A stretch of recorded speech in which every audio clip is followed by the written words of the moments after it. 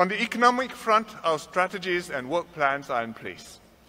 We have Skills Future SG, we have Workforce SG, we will have Enterprise SG. We have 23 industry transformation maps, industry by industry. We will work at them, bring them up to date, improve them, upgrade them, grow them. And we will help workers make that extra effort to upskill or to move on to new industries, growing industries, better jobs. We will support businesses, especially SMEs, to change the way they operate, to grow new markets, to use technology and manpower more efficiently.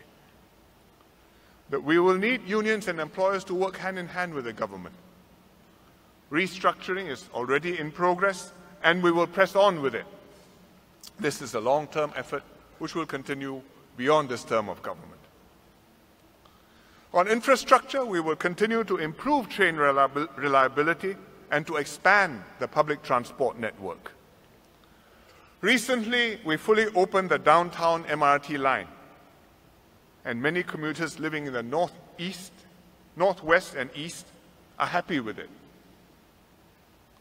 But the DTL was planned 15 years ago.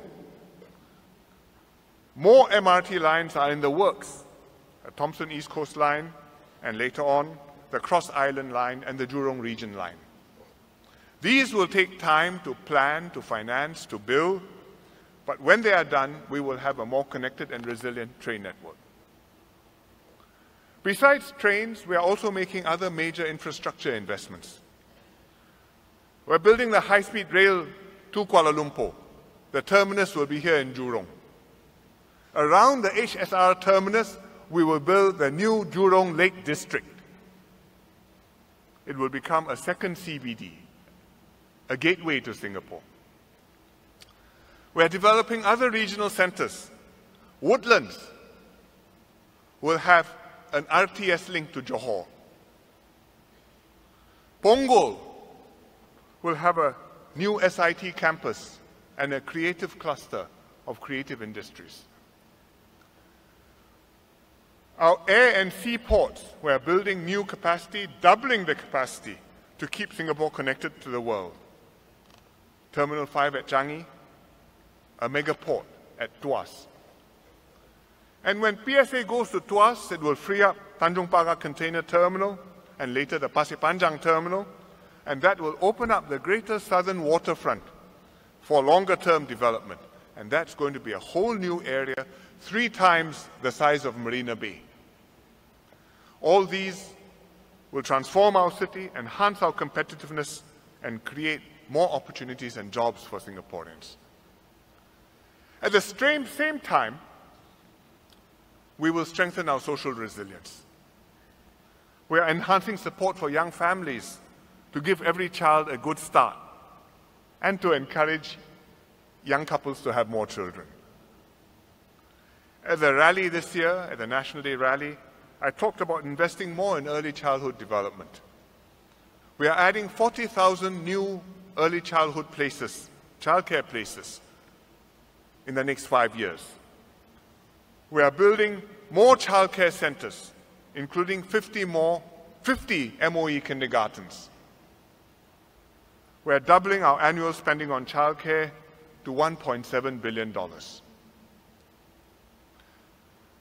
For old folks, we are also helping Singaporeans to live and age well and manage their healthcare costs.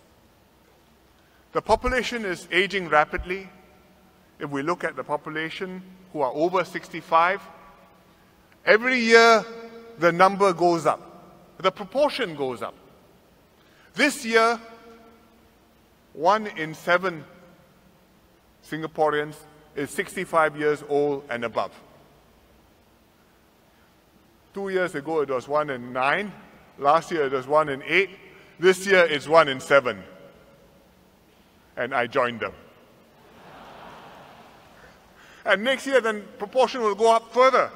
By 2030, in less than 15 years' time, it will be 1 in 4. Therefore, demand for healthcare services is rising rapidly. We are restructuring our healthcare system, building more acute hospitals and community hospitals. We are also building more polyclinics, nursing homes, and daycare centers to provide the right type of care for the elderly.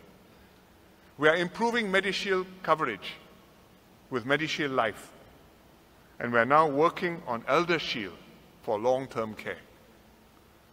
We are enhancing programs and facilities to enable old people to stay healthy and active and to be able to contribute to society, to the community.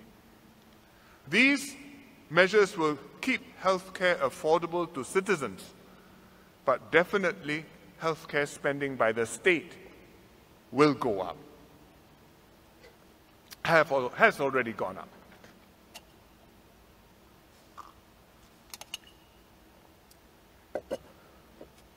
These investments for our economy, for our infrastructure, and this spending on social services and safety nets, these are all necessary and worthwhile.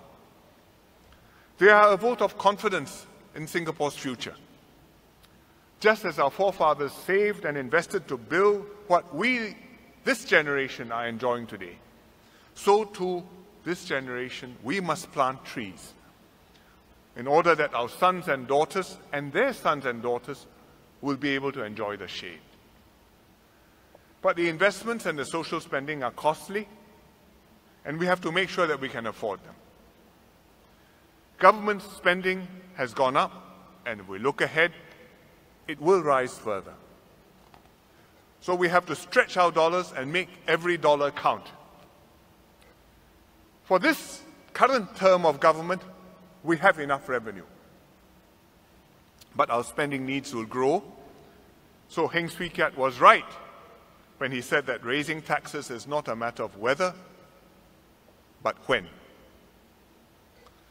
Well before that time comes, we have to plan ahead, explain to Singaporeans what the money is needed for, and how the money we earn and we spend will benefit everyone, young and old.